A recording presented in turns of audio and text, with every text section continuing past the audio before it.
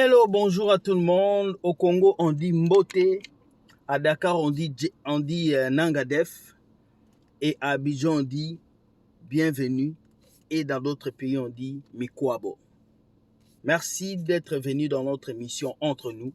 Ici, nous disons la vérité et nous dénonçons les faux pasteurs. Voilà pourquoi je vous dis, tant que l'argent va prendre la place dans le cœur de ces faux pasteurs, ils vont toujours vous utiliser pour leur propre fin. Mais pour que je vous montre ces 3 vidéos, je vous dis générique.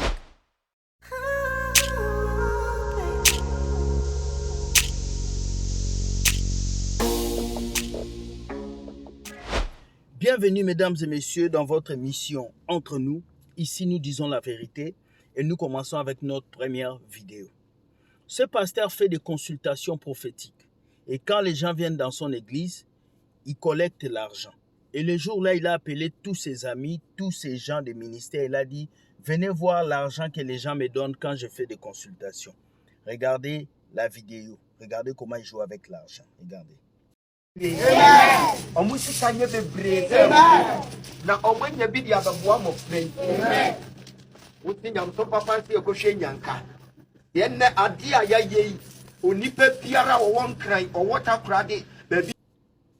Vous avez vu comment votre argent est dans les mains des pasteurs.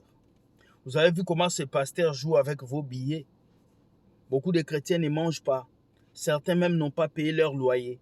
Mais ils sont capables de donner leur argent à papa pasteur. Ils sont capables de donner leur richesse à papa pasteur. Beaucoup d'entre vous faites ce genre d'erreur. Le jour où l'église s'est gâtée, c'est le jour où l'argent est entré à l'église. Car les pasteurs sont devenus cupides et arrogants. Voilà pourquoi on vous dit, l'amour de l'argent, c'est la racine de tous les maux. C'est ça qui crée des escrocs, des mauvais. Et la plupart des pasteurs aujourd'hui deviennent pasteurs à cause d'argent. Pas parce qu'ils veulent servir Dieu, mais parce qu'il y a le gain facile à l'église. Deviens pasteur, tu auras des offrandes. Deviens pasteur, tu auras des dîmes. Deviens maman pasteur, tu auras un sac Louis Vuitton. Deviens pasteur, tu vas voyager dans le monde entier. Ceux qui vivent dans la sainteté ne sont pas suivis. Et ceux qui sont suivis, c'est ceux-là qui font les stars, qui rentrent dans les cabales, dans des choses bizarres pour s'enrichir. Deuxième vidéo. Ce pasteur a fait quelque chose que je peux vous dire d'ignoble. Il a ouvert une porte spirituelle de la prospérité pour ses fidèles. Et qu'est-ce qu'il a dit? Tout celui qui passe par cette porte et qui dépose l'argent, il va devenir riche. Regardez la vidéo, regardez.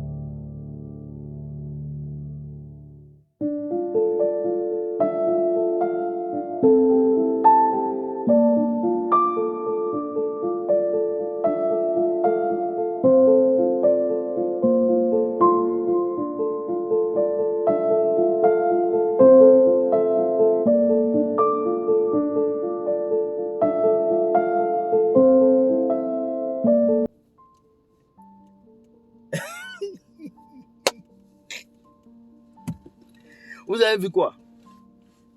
Le pasteur a ouvert une porte. Tout celui qui passe, qui dépose l'argent va devenir prospère.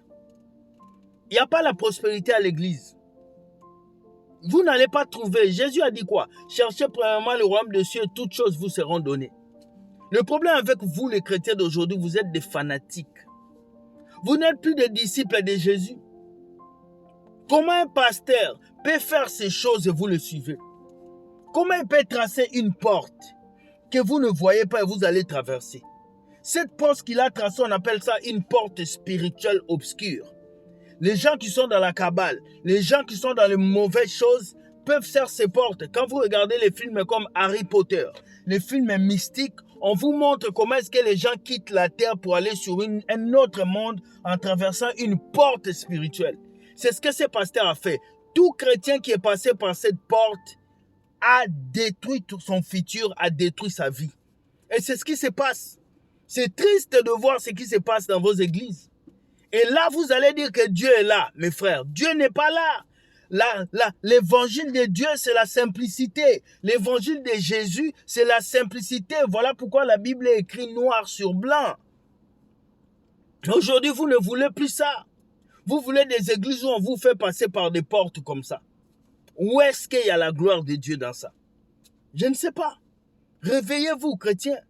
La Bible dit, dans les derniers temps, les gens seront séduits par de faux miracles, de faux prophètes. Et c'est ça qui arrive. L'église aujourd'hui est devenue un endroit de spectacle. Un endroit où les gens viennent pour s'égayer, pour rire, pour se réjouir. Un endroit où le pasteur montre la puissance qu'il a pris chez les féticheurs. La puissance qu'il a pris chez les démons. Oh, triste chrétien. Triste l'église d'aujourd'hui. Ah, Jésus. Aide-nous. Et troisième vidéo. Regardez un serviteur de Dieu. Quels sont les signes qui prouvent que tu es enfant de Dieu? Est-ce que c'est parce que tu as une voiture? Est-ce que c'est parce que tu as une maison? Est-ce que c'est parce que tu es marié? Il n'y a aucun signe extérieur qui peut prouver que tu es enfant de Dieu si ce n'est des signes déclarés sur la parole de Dieu. La richesse ne fait pas de toi un chrétien.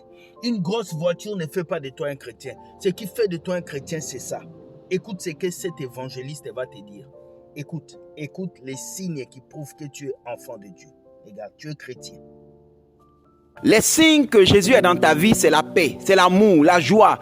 Tu es tout le temps heureux. Peu importe les circonstances que tu vis, mais ta joie ne dépend pas de l'argent. Souvent, quand tu es un enfant de Dieu, qui est rempli d'amour, qui est rempli de la parole de Dieu, qui est rempli de la joie du cœur, je t'assure que quelqu'un peut même aller te demander crédit pendant que toi-même tu es en train de penser comment avoir de quoi manger le jour. Parce que ta joie qui déborde va le dépasser. Il y a une joie au-delà de la joie que ce monde connaît. Il y a une paix au-delà de la paix que ce monde connaît. Cette paix ne vient pas de ce monde. Cette joie ne vient pas de ce monde. Cette joie vient du royaume des cieux. Jésus a dit dans sa parole, je vous donne la joie, je vous donne ma paix. Je ne vous donne pas comme le monde donne, que votre cœur ne se trouble point et ne s'alarme point. Quand tu as la joie de Jésus, cette joie donne la force. En fait, Jésus a dit dans sa parole, la joie du Seigneur sera votre force. Et il dit, la joie du Seigneur est ma force. Dans les adversités, dans les moments difficiles, la joie du Seigneur est ma force. Jésus nous a donné une paix qui est dans sa parole. Quand tu as la paix avec Jésus, la communion avec Dieu, quand tu vis dans l'amour, dans la sanctification, quand tu es en parfaite communion avec Dieu, tu es tout le temps heureux. Tu adores, tu chantes, tu loues le Seigneur, tu es heureux, tu es content. Souvent, les gens te regardent, ils pensent que tu n'as pas de problème. Mais en réalité, c'est parce que tu as mis tes problèmes sur Christ. Et toi, tu es déchargé. Comme Jésus a dit, venez à moi, vous tous qui êtes chargés, fatigués, je vous donnerai le repos. Tu es dans le repos du Christ, tu te reposes en Jésus et tu ne sens plus le poids de tes problèmes. Et voilà pourquoi tu es heureux. Et c'est parce que tu vis dans la sanctification que tu manifestes cette joie. Alors, vis dans la parole de Dieu et tu seras heureux. Que Dieu te bénisse. Vous avez écouté ce qu'il a dit. La paix du cœur, la joie intérieure. C'est ça qui fait que tu es enfant de Dieu. Ce n'est pas une question de tu as des Ferrari. Ce n'est pas une question que tu es marié. Parce que toutes ces choses, les païens l'ont aussi. La Bible dit quoi? À ceux qui l'ont reçu, à ceux qui croient en son nom, il les a donné le pouvoir de devenir enfants de Dieu. Tu deviens enfant de Dieu parce que tu as reçu Jésus. Et les signes que tu es enfant de Dieu, c'est l'amour, la paix du cœur, la joie. Jésus a dit, venez à moi, vous tous qui êtes fatigués, je vous donnerai le repos. Quand on vient dans le Seigneur, il donne un repos. Même si tu n'as pas d'argent, même si tu souffres, il y a un sourire qui sort en toi, les gens ne comprennent pas. Pourquoi? Parce que Jésus t'a sauvé. Jésus t'a donné une joie parfaite. Mesdames et messieurs, je finis cette vidéo en vous disant, que pensez-vous de ces vidéos? Commentez, dites-moi ce que vous pensez. Est-ce que l'argent a rendu le pasteur cupide? Est-ce que l'argent a rendu le pasteur méchant? Si c'est oui, qu'est-ce que nous devons faire? Et si c'est non, pourquoi vous pensez que l'argent ne peut pas les rendre comme ça? Pourquoi les vrais hommes de Dieu ne sont pas adulés, acclamés comme les faux? Est-ce que c'est parce que les faux ont touché des fétiches ou pas? Je vous laisse le choix de commenter cette vidéo. Ça me fera plaisir de vous lire et de savoir que vous êtes nombreux à nous suivre. Écoutez, voici mon email. Écrivez-moi si vous avez des questions et même des vidéos à m'envoyer pour nos émissions. Merci à tous ceux qui likent la vidéo et qui s'abonnent sur la chaîne. Ici, c'est Will Gospel Ministry. Je vous aime et je vous souhaite une très bonne journée dans les mains de Jésus-Christ. Bye bye et que le Seigneur vous garde. Sachez que Dieu gagne toujours.